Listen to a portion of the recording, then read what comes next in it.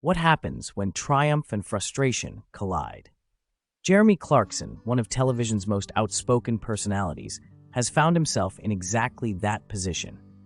Fresh off a major announcement about Clarkson's Farm being nominated once again at the National Television Awards, Clarkson admits that he and his crew are simply fed up with falling short. The 64-year-old presenter shared the news proudly with his nearly 10 million Instagram followers, celebrating yet another nod for his hit Amazon Prime series. Fans immediately flooded the comments with support, promising their votes and hoping this year will finally be the one he wins. "Fingers crossed, as it's the only bit of talent on TV at the moment," wrote one fan, while another vowed, "Been a fan for decades. The entire family loves this show." The enthusiasm is clear. Clarkson's audience is determined to see him take home the trophy.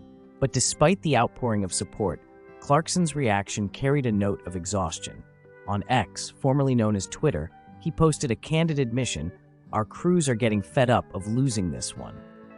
For a man known for his wit and bravado, this was a rare glimpse of wariness, a sign that even Clarkson isn't immune to the sting of repeated disappointment. Yet, if the awards battle has left him frustrated, his real struggles are happening far from the glitz of television ceremonies, out in the unforgiving fields of Diddley Squat Farm.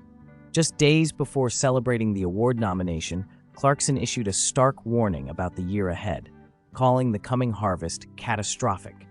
In his words, it should be a concern for anyone who eats food. The gravity of his message was clear.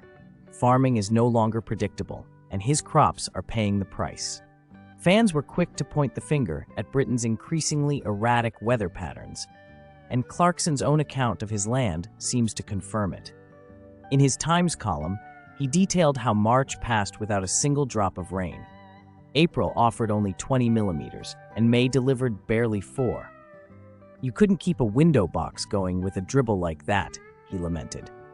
His onions and beetroots, he explained, were left sitting in the dust, while the wheat began curling.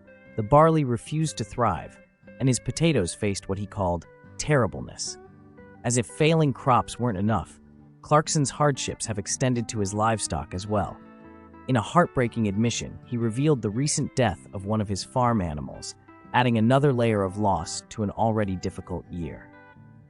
This is the dual reality of Jeremy Clarkson today, celebrated on television for bringing humor and grit to the struggles of farming, yet living the challenges in ways that are anything but entertaining. Behind the witty remarks and sarcastic commentary lies a man wrestling with both public recognition and private despair. So, will this finally be the year Clarkson and his team win at the National Television Awards? And more importantly, will Diddley Squat Farm survive another punishing season?